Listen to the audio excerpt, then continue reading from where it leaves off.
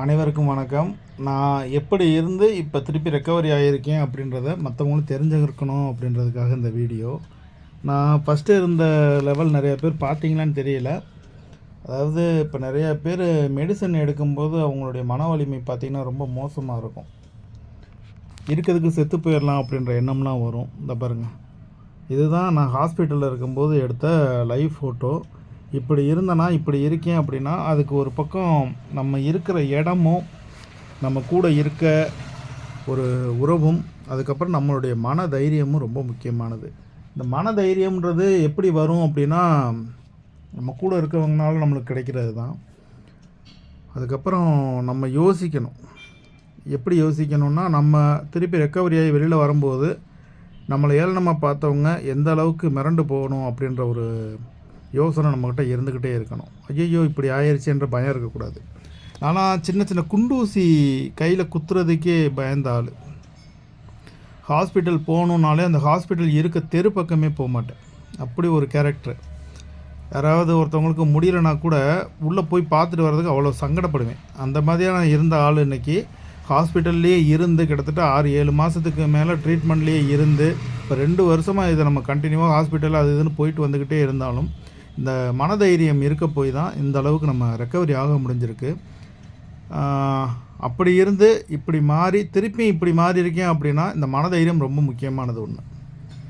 இந்த haemo medicine நிறைய பேர் எடுத்துக்கிட்டு தான் இருப்பீங்க. அந்த ஹீமோ எடுக்கிறவங்களுக்குலாம் பார்த்திங்கன்னா எப்படி டாக்டர்ஸ் அமைஞ்சிருக்காங்கன்னு தெரியல, விளக்கம் கேட்டால் சொல்கிறாங்களான்னு தெரியல. ஸோ நீங்கள் உங்களுக்கு தேவையான விஷயத்தை நீங்கள் நெட்லேயே பார்த்துக்கலாம், தெரிஞ்சுக்கலாம். அதுக்கப்புறம் உங்களுக்கு மெடிசன் எடுத்துக்கிட்டு இருக்கும்போதோ இல்லை ஹீமோ எடுத்துக்கிட்டு இருக்கும்போதோ நீங்கள் கண்டிப்பாக ஒரே ஒரு விஷயத்தை ஃபாலோ பண்ணியே ஆகணும். உங்களுடைய மனசை எப்போயுமே தைரியமாக வச்சுக்கோங்க. இப்படி ஆயிருமோ அப்படின்னு நினைக்கிறத விட இப்படி ஆகிடக்கூடாது அப்படின்றதுக்காக நம்ம நின்று போராடணும். அப்படி நின்று மெடிசன் எடுத்து நம்ம வாழ்க்கையில் ஜெயிச்சிட்டோம் அப்படின்னா நம்மளை மாதிரி ஒரு வெற்றி வீரன் யாருமே இல்லை அப்படின்றத நம்மளே யோசிச்சுக்கிற மாதிரி தான் இருக்கும். எதுக்காக சொல்கிறேன்னா, நான் மெடிசன் எடுத்துக்கிட்டு இருக்கும்போது என்னுடைய பக்கத்தில் இருந்த பெட்டில் இருக்கவங்க நிறைய பேர் அதையும் சொல்லியிருந்தேன். நான் அதை எடுக்க வந்த மெடிசனுக்கு மேற்கொண்டு தவறு செஞ்சுக்கிட்டே இருப்பாங்க. நம்ம மெடிசன் எடுக்கிறோம் அப்படின்னா நம்ம பக்கத்தில் இருக்கவங்க என்ன மனநிலையில் இருப்பாங்கன்றதை நம்மளே கொஞ்சம் யோசிக்க முடியும். அவங்கள பார்த்து நம்ம என்ன மனநிலைக்கு போகிறோன்றதும் பெரிய விஷயமா இருக்கும். அந்த டைமிங்கில் ஐயோ அப்படின்ற ஒரு எண்ணம் வந்துடக்கூடாது. ஸோ எதையுமே நீங்கள் உங்களுக்கு பிடிச்ச விஷயத்தில் மட்டும் கான்சன்ட்ரேட் பண்ணுங்கள். நான் ஹாஸ்பிட்டலில் இருக்கும்போது எனக்கு பிடிச்ச விஷயம் எனக்கு பிடிச்சவங்ககிட்ட பேசுகிறது, 2வது எனக்கு பிடிச்ச பாட்டை கேட்குறது, இந்த மாதிரியான விஷயத்தில் மட்டும்தான் நான் கான்சன்ட்ரேட் பண்ணேன்.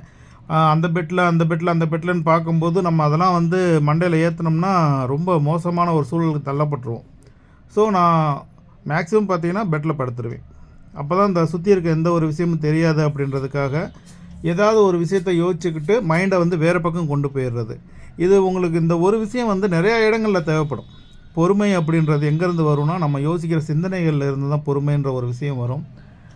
ஹாஸ்பிட்டல் போகிறது நம்மளுடைய தேவைக்கு அப்பாற்பட்டதாக கூட இருந்தாலும் நம்ம அங்கே போகும்போது நிறைய விஷயங்களை அப்சர்வ் பண்ணக்கூடாது.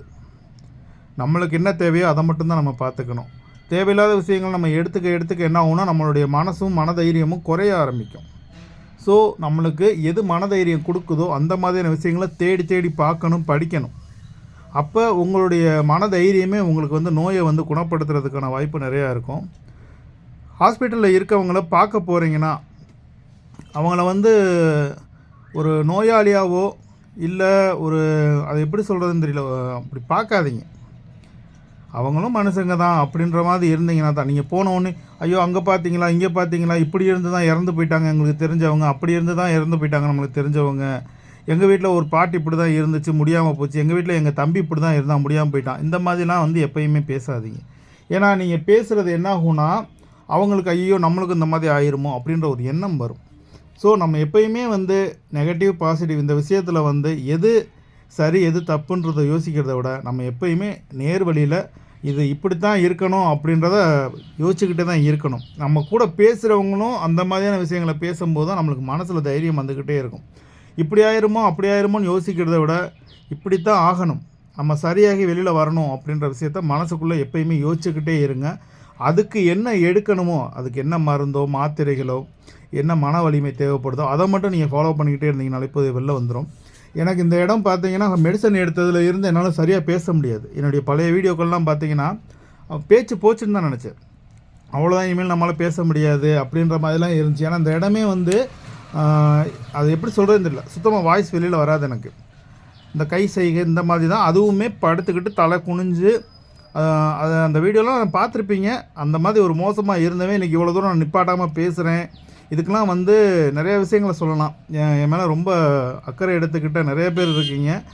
என்னை நேரடியாக பார்க்காட்டியும் எனக்காக நிறைய பேர் ப்ரே பண்ணியிருக்கீங்க. அவங்களுக்கெல்லாம் உண்மையிலேயே நான் ரொம்ப கடமைப்பட்டிருக்கேன்.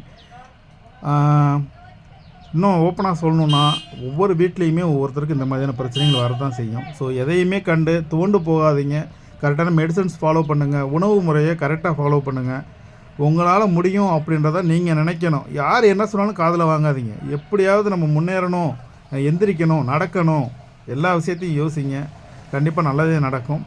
மீண்டும் அடுத்து எனக்கு தோணும்போது நான் கண்டிப்பாக உங்கள்கிட்ட பேசுவேன். அது வரைக்கும் இப்போ எனக்கு கொஞ்சம் டிஸ்டர்பன்ஸ் நிறையா இருக்குது. இந்த மெடிசன்ஸ் எடுக்கிறனால அந்த கால்லாம் ரொம்ப வீக்கம் இருக்குது. அதுக்காகத்தான் நான் கொஞ்சம் யோசிச்சுட்ருக்கேன். இந்த கால் வீக்கம்லாம் எனக்கு இன்னும் சரியாகிருச்சு அப்படின்னா நான் பழையபடி எப்பயும் போல் இருக்கணும்னு தான் நான் ஒரு ஆசை. எப்போயுமே உங்களுடைய வயசை நீங்கள் நினைக்கவே நினைக்காதீங்க. நான் நிறைய பேருக்கு சொல்கிறது அது ஒன்று தான். வயசு அப்படின்றது ஏஜஸ் வந்து ஒரு நம்பர் மட்டும்தான். அது உங்களுடைய மனசுக்கு வந்து அந்த வயசுன்றது கிடையவே கிடையாது. எப்போயுமே மனசை சந்தோஷமாக வச்சுக்கோங்க. சந்தோஷமாக இருங்க. கூட இருக்க எல்லாரையும் சந்தோஷமாக பார்த்துக்கோங்க.